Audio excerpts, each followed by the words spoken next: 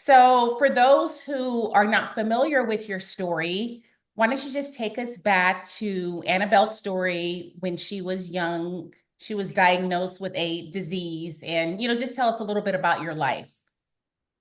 Sure. So we have three daughters, Abigail and Annabelle, and then Adeline. And Annabelle, the middle daughter, when she was about 4.5 years old, was diagnosed after lots of uh, misdiagnoses and horrible surgical abdominal obstructions, lots of awfulness. Was diagnosed with actually two disorders, actually pseudo obstruction motility disorder and then antral hypomotility disorder. Both are very rare, but to be diagnosed with both of them at the same time is incredibly rare. Um, so she was diagnosed with the two disorders. We would go from here in Texas to Boston. We're near Dallas Fort Worth, to Boston for treatment with the guru of pediatric gastroenterology, Dr. Samuel Nurko. And then when we weren't seeing him, we would be treated in Austin, Texas, which is about 2 hours away from us. So we were constantly in doctor's offices, hospitals, just yeah, it was pretty rough. And one day we had a miraculous event happen. It went on for 4.5 years. And we had just gotten back from a Boston treatment where Annabelle had been hospitalized because she was not doing well. And in that hospitalization, Annabelle said, Mommy, I just want to die and go to heaven and be with Jesus where there's no more pain. And we came back from that, and I knew that I needed to begin a psychiatric component to this and get her some help. So I was looking for psychiatrists, and then Abby had convinced Annabelle that day to go play with her outside. And so they decided to go climb trees.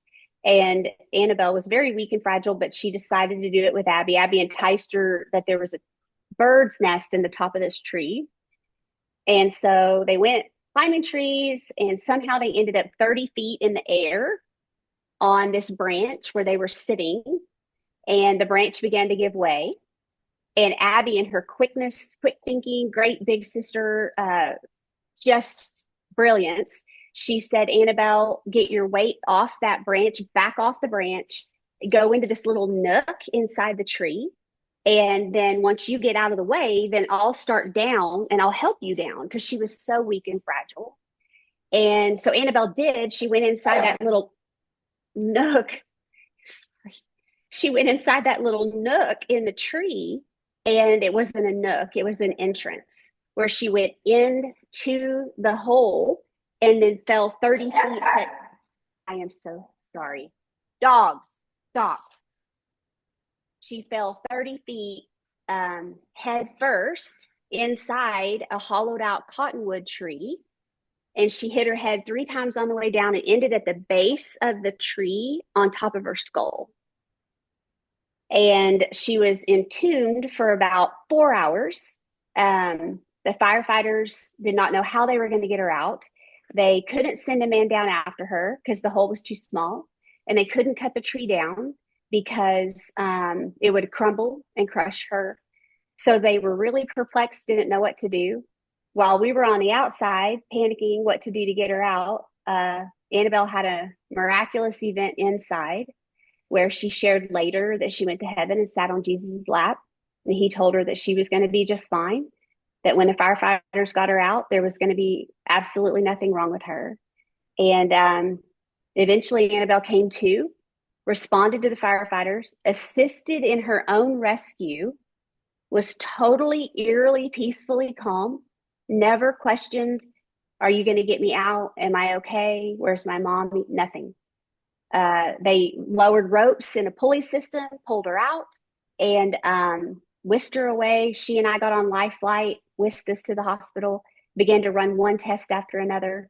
And not only was she totally fine from the 30-foot fall, she began to show symptoms of healing and signs of healing, I should say. And she was on 10 medications at the time, taken every 4 hours throughout the day. And they began to wean her off. And she's on 0 GI medications today. She's I the only person on record to have been healed from the two incurable disorders. wow. I feel like I have like so many questions right now. Okay, so one of the questions I have is, because there's a lot of people and a lot of kids who suffer with a chronic type of illness, and they feel like God has told them that they're going to be healed or their child is going to be healed. Did you feel that God was telling you this prior to Annabelle getting healed? No, no. Okay, that's I amazing. actually struggled greatly with the Lord.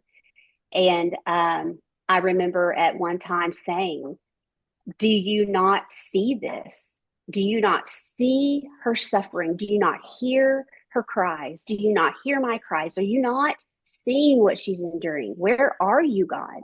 Where are you? And later he answered me and he said, Christy, I see it. I weep when you weep. I weep when she weeps. My heart is more broken than your heart could ever be. She was mine before she was yours. Who Hmm. do you think you are? And I just remember being awestruck at the thought that he could love her more than I could and overwhelmed with grief that he was enduring what we were enduring. And then I began to surrender her. I fought with God for a long time. And then it was then that I just surrendered. And I said, God, whatever happens, happens. If you take her, you take her, but you will still be God. Wow, that is amazing. Now, how long ago or how long after you surrendered this to God did this miracle happen? The day. Really, the same day that you surrendered, this miracle happened. Yeah. It, it, it is, I cannot explain to you. I was in the bedroom folding clothes, waiting for calls back from pediatric psychiatrists. And I finally just said, I can't take it anymore, God. I can't do this anymore. I surrender. I give her to you. I don't want to lose her. I beg you that I don't lose her. But whatever does happen, happens. You are still God. And I'm going to give her to you, Lord. And it wasn't but an hour. Abby came running in and said, Mommy, Annabelle's stuck in the tree. Wow. I feel like a lot of Yeah. people needed to hear that, you saying that, Mm, just surrendering this to God, whatever it is. Because a lot of yeah. times we want to ask, well, why this God? Why that? We're in these seasons, these really hard, challenging seasons. And I don't know if you knew about NDAs before this. Had you studied this before or heard of any other stories about people having an experience in heaven? Oh, that's a lie. We had read the book Heaven is for Real, Oh, and it had been years prior that mm, we read it. Like we read it when it first came out, so it had been a couple of years, 3 years, I think, that I had read it with Annabelle, but forgot about it, quite honestly. But then after Annabelle's heaven experience, she said she was describing what Jesus looked like. And she said later, oh, Mommy, he looked just like that picture in that book.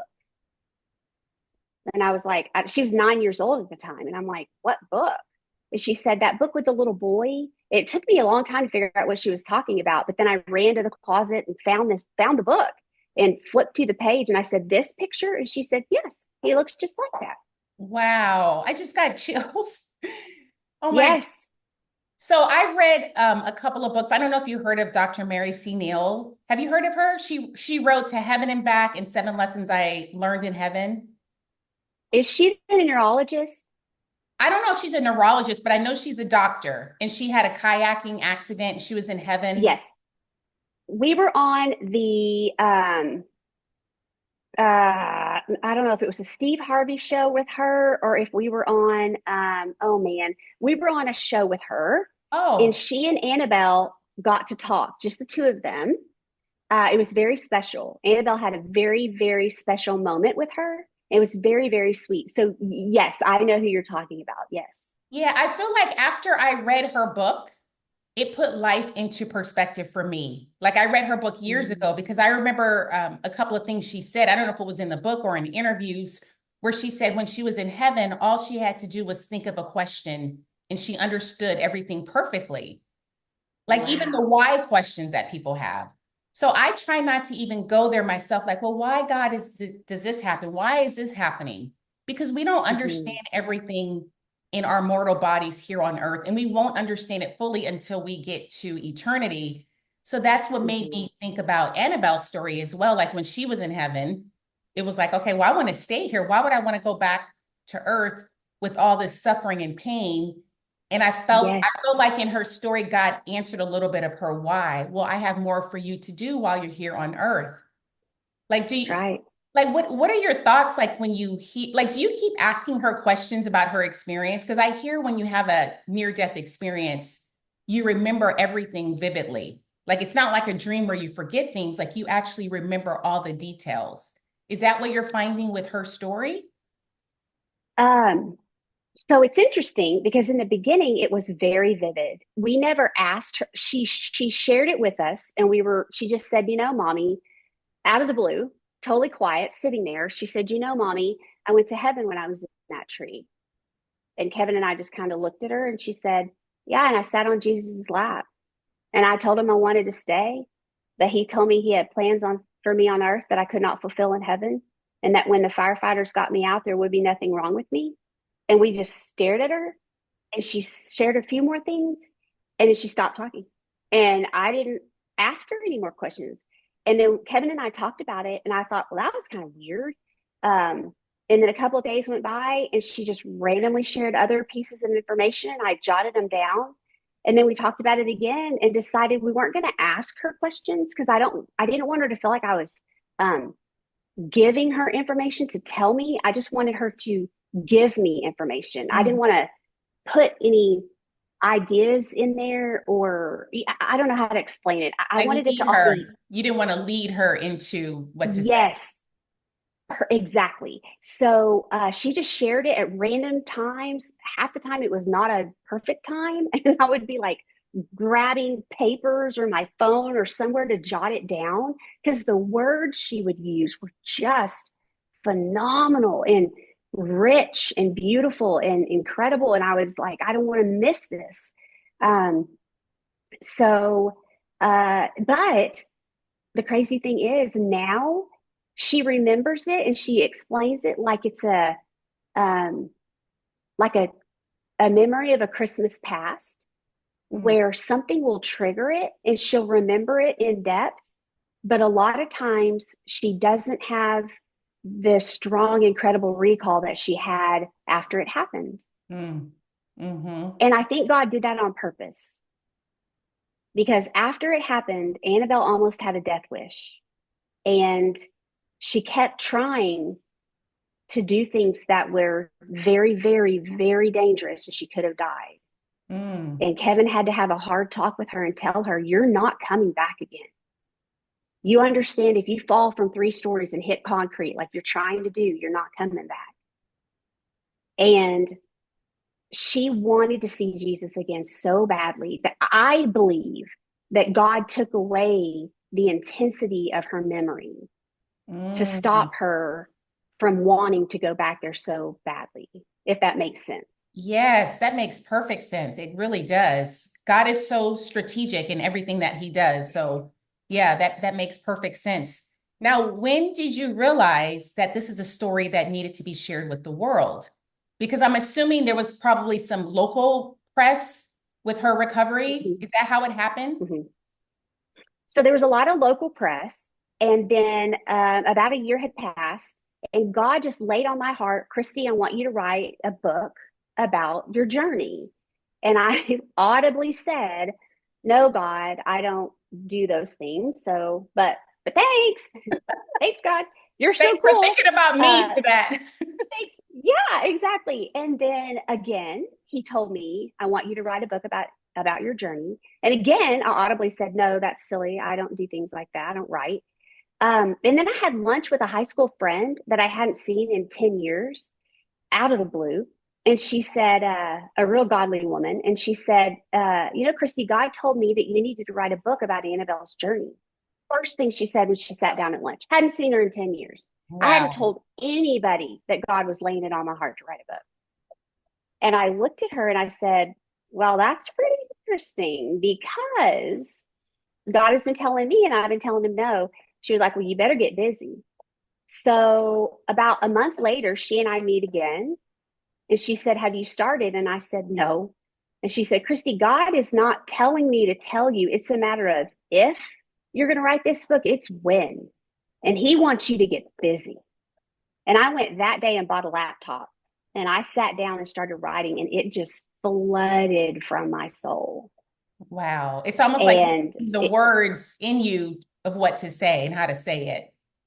yes, it just flooded from my soul. And I wrote for days, just days and nights. And it was crazy. I just couldn't stop. And, um, and then I thought, that's it. I'm done. I feel so good. And it was so cathartic. And God, you're so good and so smart. You knew exactly what I needed for healing. Thank you. And he was like, well, glad you got that out of it. But you now get out of my way because I have a lot to do. And it just took off. It was crazy from there. Wow. So when you wrote it, did you have an agent in mind or you were just writing it just for yourself? Like, how did the agent get involved? Were you thinking to self-publish it? What was that whole process like? So I genuinely was just thinking for healing purposes. Then I had a friend who was like, a friend at the time who said, let me take this and write a couple of book proposals and query letters, and let me just take it to this book fair and kind of shop it. And so he took my manuscript and shopped it, and with the book proposals and the query letters. And then at that book fair, um, my literary agent heard about, no, because of the book fair, my literary agent heard about it. And she contacted me, and I interviewed her and some other literary agents and chose her. And she was from the top Christian literary agency in the country, and actually just in Dallas, right up the road. So we connected. And after that, I mean, I interviewed with the top three book publishing companies in the country and chose Hachette. And then after we started working with them on getting the manuscript in, publishing format, then she called me one day and was like, hey, I've got a gentleman from Sony Columbia Pictures who wants to talk to you about doing a movie about your story and about the book. And I was like, what? Like the whole time I'm trying to slow everything down. I'm like, God, this is crazy how all this is happening. And he's like, I know, just get out of my way. Um, I'm making this happen because I need it to happen. So it was crazy. Wow. So as far as the literary agent, did you have a literary agent going into the fair or is that where you found your literary agent? You went into That's how I found her. town and you narrowed down the literary agent at that fair. And then how long did it take? Yes. Wait, first, how long did it take for you to write it? And then how long did it take to actually get published once the agent got it? Because I know sometimes it can take a couple of years, right, to see the published copy of your book. Mm-hmm. From the time it went to the fair, the book fair, to pub date was I think a year. Oh, that's short. Yeah. Yeah. Like from the beginning to the end, I'm pretty accurate. I think it was a year. And then how long after the book was published were you approached to turn this into a movie? So the book was still being published when they came to me about the movie. And it was interesting because the day that it published, Annabelle and I were in New York, and that was um, the day I believe they started beginning to acquire everything for filming, if that's correct. Yes, they began filming. So when we published the book is when they began filming the movie. Wow. Because a lot Yeah. of times how it happens, because my husband's a filmmaker and he works Mm-hmm. and he actually worked with the person. I know who you're talking about who was interested in the film. They were working on a project together. Oh, So really? Devon Franklin? yes.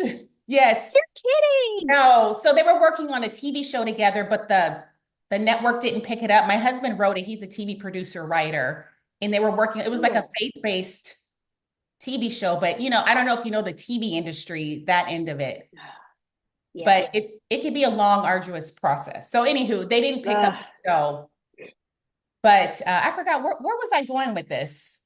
Oh, I was saying Oh, a lot of times how it happens, like the book has been like a bestseller or it's popular, etc., and then someone will reach out about turning it into a movie, but it hadn't even been published and gained traction yet.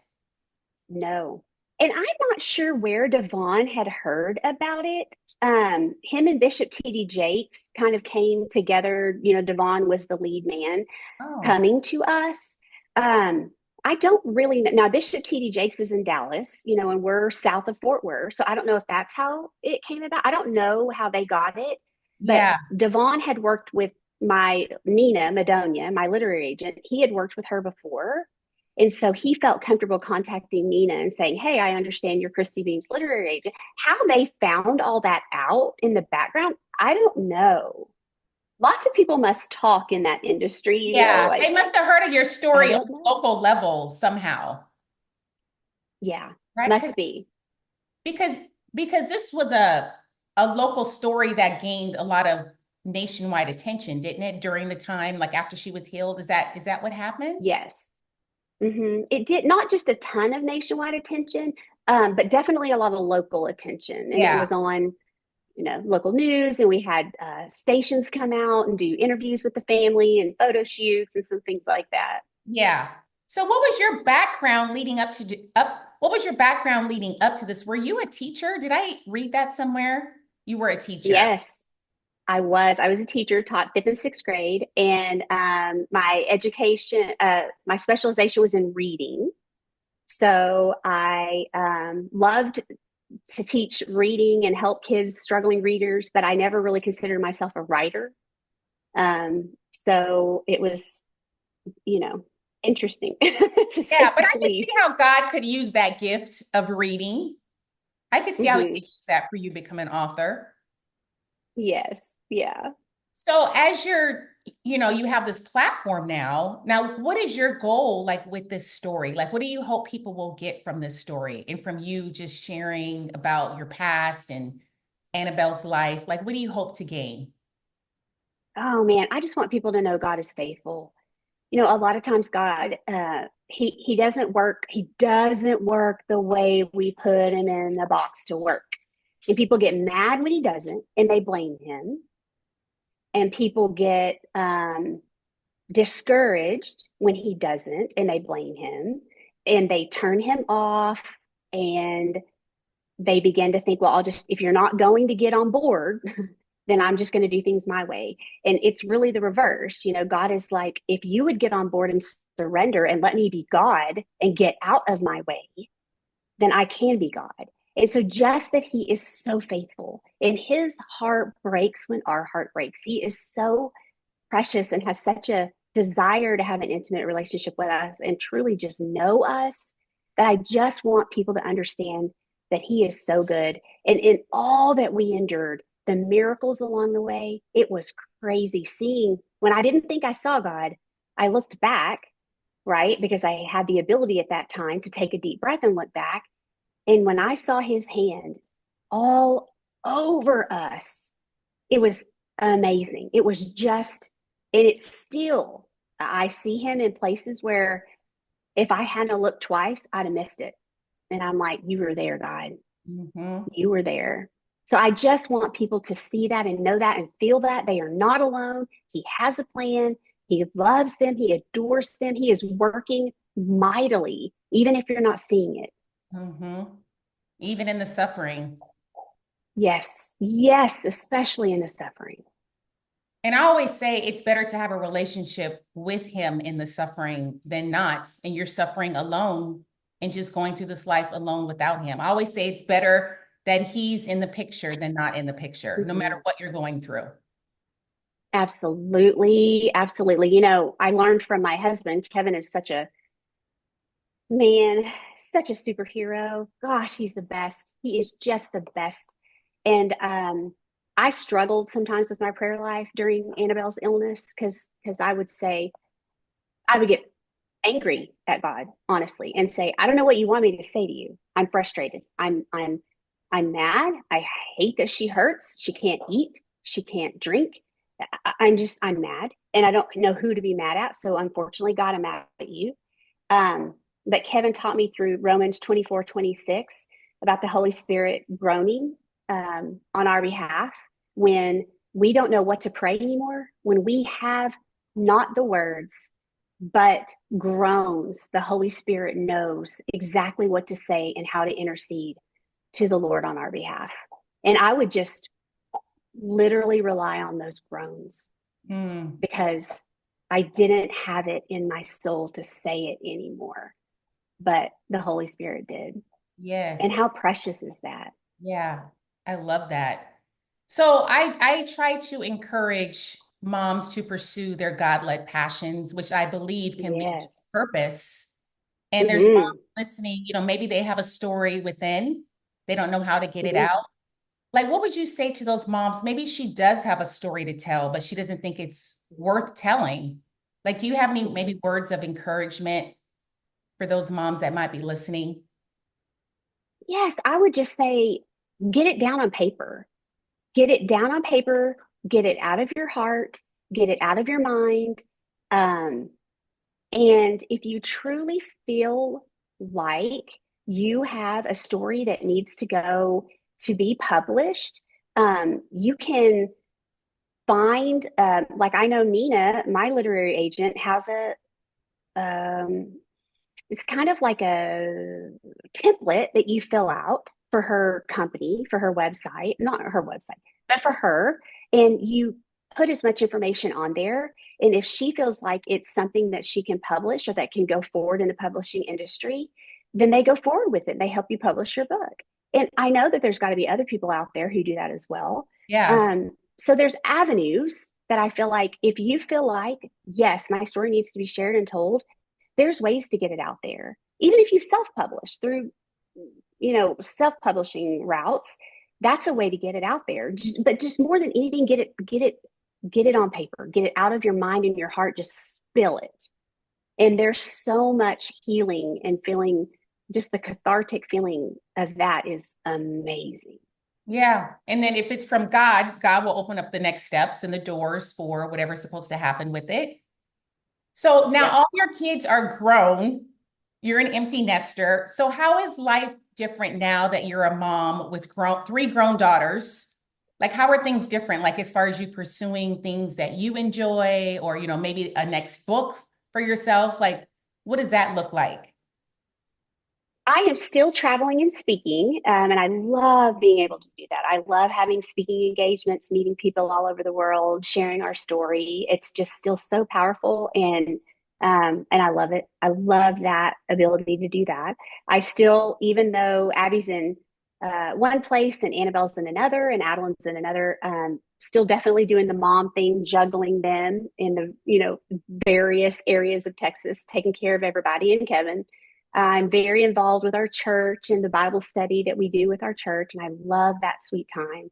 Um, Friends, I don't know. People keep telling me you need to write another book. Um, I'm, I'm not there yet. I feel like to write another one, I want to write it. Honestly, my passion would be to write about what it's been like since Annabelle was healed, what our life has been like. But the girls, the last I checked with them, now it's been a couple of years, they were like, can you hold off on that? We kind of just want to be normal, real normal people for a little while and not have our business shared with the world. So maybe I'll check back with them and see how they're feeling about that. Yeah. Now, what is Annabelle doing today? I think she's in college. Is that correct? What does she want to She is do? a Yep, she is a senior in college. She wants to be a child life specialist at Cook Children's, where she Oh, spent so many nights and had so much good, loving care from the child life specialists and nurses and doctors there. She wants to go back and do for those kids what was done for her. that's amazing. Now, what about her doctors? Her doctor still practicing or has he retired? Sweet Dr. Nurko. He is a machine. He is still practicing in Boston. His practice has exploded, as you can imagine. Yeah. He has had to hire doctors to work under him to be able to manage the incredible volume. He's doing amazing. He's brilliant. And he does so much for those children. They have the Annabel Beam Research Motility and Care Fund. So they're working, try to find a cure. They're working. Oh, That, that's my phone. I'm so sorry. oh no. That's so amazing because God has done so much because of the story. Now, have other Yeah. people gotten healed or found a cure for their sickness because of, the research? I'm assuming there's been more research done since Annabelle's Not sickness. not yet. There is still no cure. And it's still a very awful disorder. It Yeah. is typically a life sentence and it's awful. But it has given so many hope. Just that alone is so encouraging that they are doing more research and more investigating because understandably so much goes into cancer, but very little goes into gastroenterology. Yeah. Yeah. Well, thank you so much, Christy, for being here. Now, where can people find you if they want to get the book or want to just know what's going on with you and your family? Yes. Okay. So I have a website and it's, www.christybeam.com. And I am on Facebook, Christy Beam Miracles from Heaven. And then on Instagram, just Christy Beam. So, and I post pictures of the family and, what all kind of, how everyone's doing and what we're doing and updates. And I need to do a better job of posting about where I'm going and speaking and sharing the story. I need to do a better job of that. But yeah, that's where you can find us.